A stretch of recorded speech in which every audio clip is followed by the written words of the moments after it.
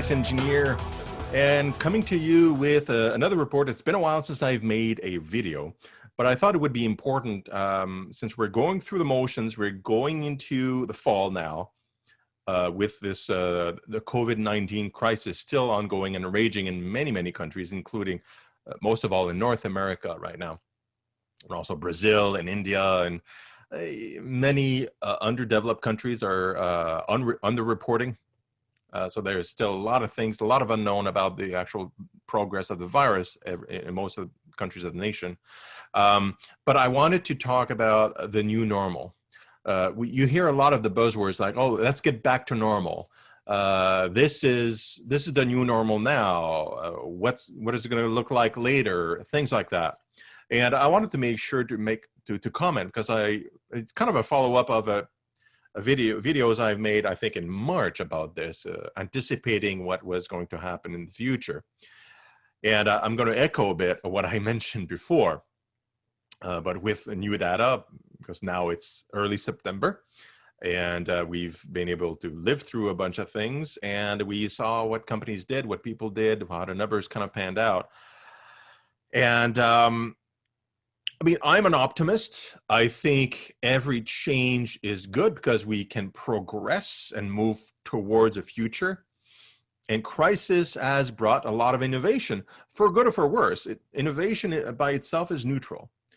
The whole crisis has affected most of us negatively, some few positively, mostly people that own or operate online systems of communications and things like that. They did really well during this time because most of the population shifted to use some of those systems to continue operating in artificial intelligence companies, robotics companies, automation companies. They got huge amounts of funds and kept going, and so on and so forth. But I want to talk about the little guy. I want to talk about the workers and the day-to-day people and the small businesses. So we had time to research and to look at how things went. And there was a very interesting paper that came out in early May from the Becker-Friedman Institute at the University of Chicago, specifically. And what it describes, this is specific for the US, but it can apply to most of the developed nations, even though there's variations to how the virus and the crisis was handled. But let's look at the US for now, because that's where the focus of the study is.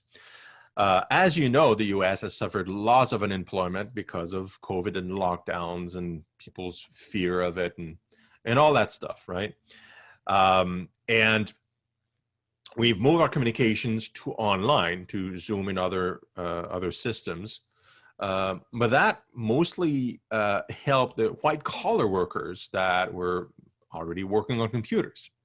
But blue collars that have to go out and work in a specific location, they were exposed to the virus, got more exposed, and whatever businesses that had to be closed, entertainment, services, and whatever, they were the ones that were affected mostly because they couldn't interface with the population, with the public. That's why they were out there in the first place.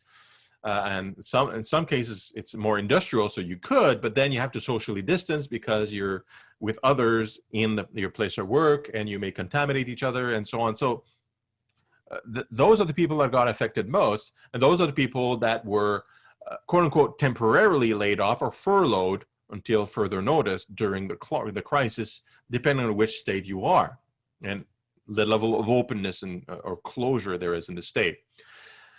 So the research is showing, well, okay, some people go back to work, some people don't, and what is this going to look like in the future once we do have a vaccine, which is not that far off, and we kind of have a good sense of how things are going to turn out, how we're going to reopen, because we got a handle of how the virus behaves and how we behave with it, and so we can start kind of projecting a bit.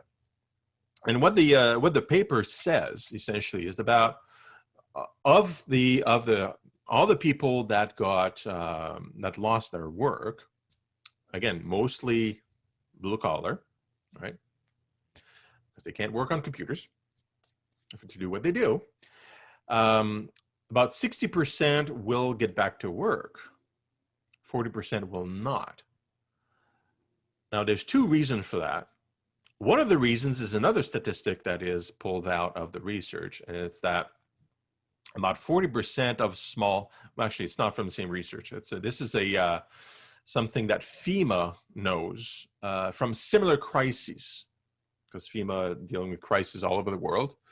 When there's a crisis of this scale that happens, where you have to close everything down to prevent an infection everywhere for months, typically about 40% of small businesses end up never reopening because they just can't survive it. Now, this is not a direct paste to what's going to happen in the US, because I know the government did provide some help and support, but it's, if you watch the news or the reporting, it was insufficient. A lot of companies couldn't get to it. It was just not enough. And then the crisis has kept going, and the politicians were arguing, blah, blah, blah, right? So you get a significant, let's say just a significant amount of small businesses that are already closed now and will never reopen. Well, that's a lot of jobs. Typically, they are service blue-collar jobs too, because they are in a location, directly interfacing with the customer.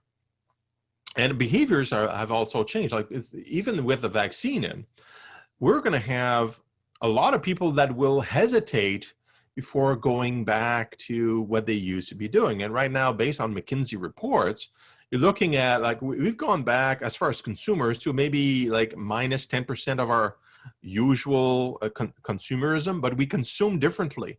And we consume a lot more online and less in person. So all these face-to-face businesses have less businesses, even when the virus comes out, the vaccine will come out. People have gotten used to a different way of living, to doing a lot of things online. So even with everything being perfect, you'll have less people going out to shops, less than before, even though things were already trending to going online before the crisis happened. Now it's just exacerbated and accelerated the transition to online shopping, online everything. So online businesses doing great. That's white collar work. These workers are hiring, these companies are hiring more white collar workers to work from home or in offices on their computers to grow the software, to provide more services and for online consumption. So you got that part. So fewer jobs because a lot of businesses will be closed. This is all, again, blue collar jobs. The second aspect, I think, is what I kind of mentioned already. You got the trend to go online, to do everything online, has created white collar jobs, but has eliminated a lot of blue collar jobs. And part of the online system is all this AI and automation, like robots in manufacturing plants, more of them. Robots in warehouses, like Amazon does more automation, for example, for its fulfillment services. You got a whole bunch of businesses to stay alive, like medium to large businesses.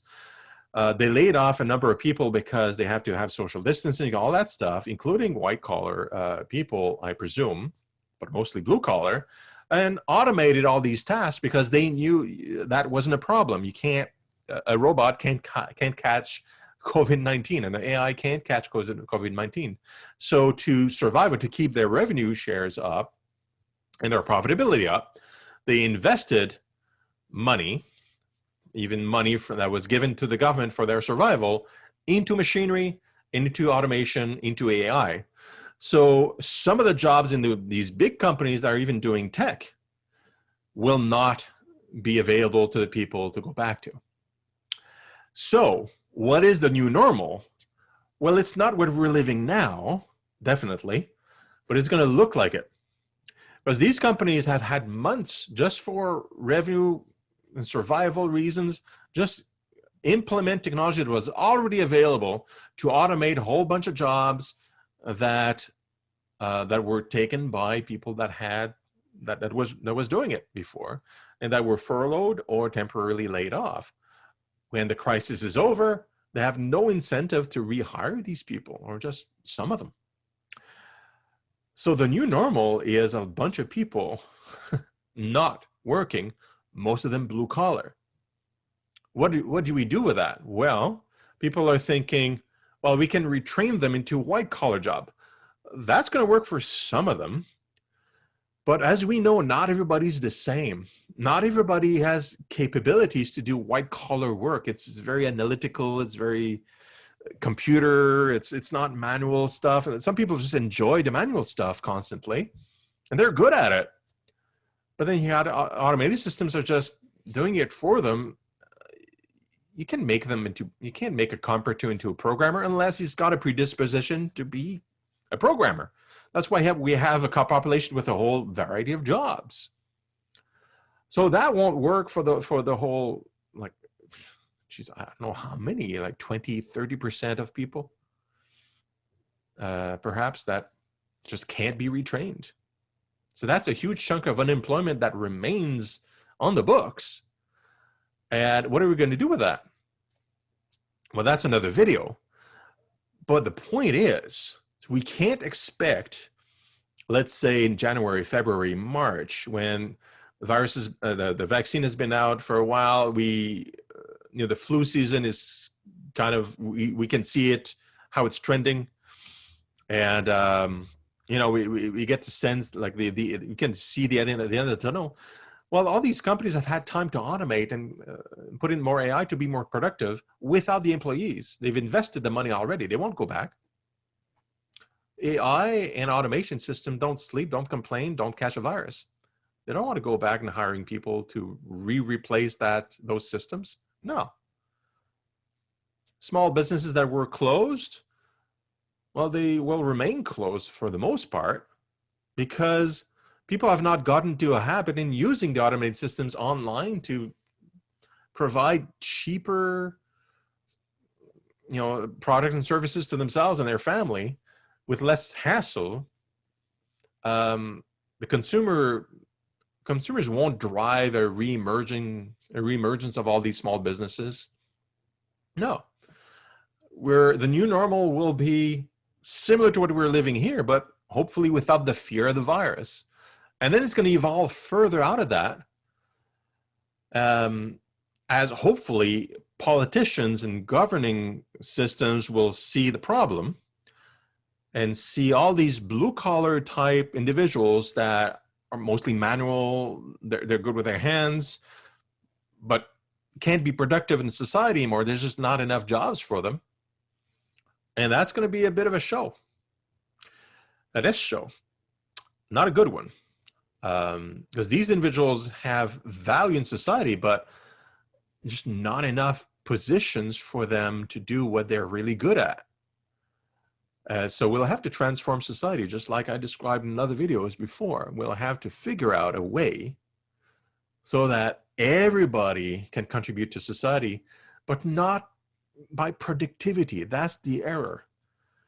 We are not productive. The first AI and automation, what it replaces by being enhanced productivity machines that compared to humans, is the manual stuff. That's the first things to go, the repetitive stuff. And even if it has some repetitive stuff and creative, AI and automation can already handle that very easily. A lot of white-collar jobs are also replaceable by AI and have during the crisis as well, which is a lot of analysis. That's been going on for a while. I've had accountants recently tell me that they're afraid for their job because they know automated systems can do it better than they can. Yeah, there's a lot of repetition in accounting. Absolutely. That's a white-collar job. So AI is going to go into the white-collar system too, because this whole trend, let's say, of companies adopting AI and robotics to create productivity will give them a taste of it. It's like blood in water for sharks. It's like, hey, I've increased my productivity by X amount throughout the crisis. What else can I do to increase my productivity? What else can I do to eliminate risk by firing people or just changing their jobs or just not rehiring them after a crisis? And how can I automate further to be more competitive? Because we consumers, what we want is a product and services for cheap. And we want it today, efficiently, high quality. Something that automation and AI can do better than workers. And AI doesn't get sick, doesn't catch COVID. So where are we heading? We're heading towards another crisis of a different kind, an economic crisis that cannot be fixed by just creating new jobs or doing the usual things, by balancing the economy so that people can still have jobs. No, automated systems will be better at everything than us within a few years. Within a generation, even surgeons are going to be replaced. Things like that. So we have to change the economy so that everybody can have a place in the world and redefine value to where it should be, the way we define it with our family and ourselves, not as us being productive machines to create products and services, but as valuable human beings in society, creating value between each other, for our kids, our family members, our friends, creating art, bringing value to others by being creative artists and doing something special that comes from individual human beings, even though AI can create art as well. Well, that's kind of like a different individual. We don't want quantity. We want unique creativity from Chopin, from you, from the carpenter that I mentioned before. Maybe that's something that he enjoys doing, he or she. Maybe that's going to be a way for that person to creatively, on his own time, create value to others by using his hands. Because that's what that person enjoys and is really good at. But not because if he doesn't do it, family can't eat or has a roof. And that's what happens with a crisis now. You can't work, don't have a roof, sorry.